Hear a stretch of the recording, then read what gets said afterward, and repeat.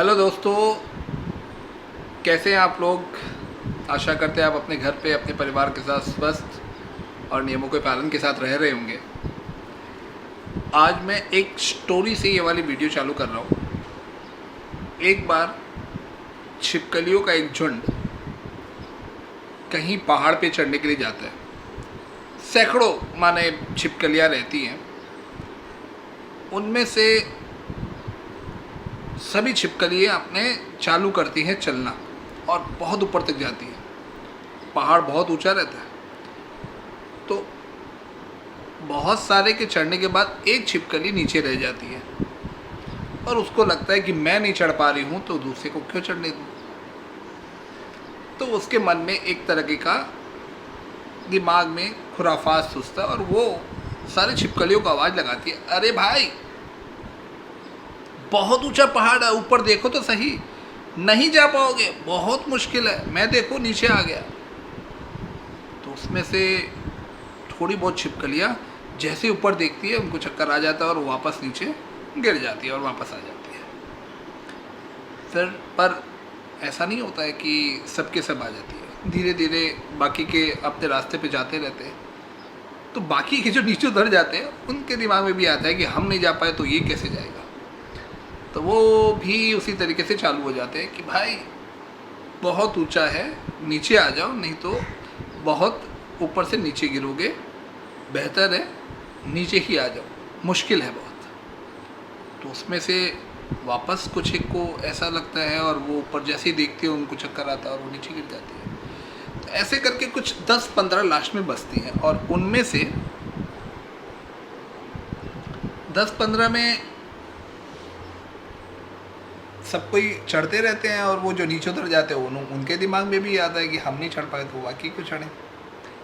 तो वो क्या करते हैं, वापस उनके मन में भी ये खुराफात आता है, हर वैसी बातें करते हैं। इससे क्या होता है, सारी की सारी छिपकलियाँ नीचे गिर जाती है, सिर्फ एक छिपकली वो ऊपर चलती रहती है। ऐसे करके सब वहाँ से नीचे से आवाज़ देते हैं, आ जाओ आ जाओ आ जाओ, पर वो चलती ही देती है। वो किसी के बातों पे अपना ध्यान नहीं देती और ऐसे करते करते एक मुश्किल डगर को वो पार करके सीधा ऊपर पीक पे पहुंच जाती है।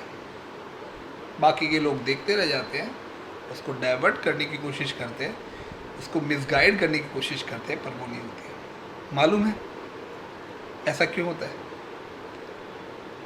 ऐसा इसलिए होता है क्योंकि वो छिपकली कान से बहरी रहती है। वो उन आवाज़ की तरफ ध्यान ही नहीं देती जो उसे मिसगाइड कर रही है, जो उसे वापस आने के लिए बोल रही है, जो उसे डरा रही है, उसे धमका रही है, उसे एक कठोर रास्ते के हिसाब से उसे बता रही है कि तुम आगे मत जाओ। क्योंकि वो बहरी रहती है, वो सुनती नहीं है और वो चलती रहती है और चलते चलते पहुंच जाती है।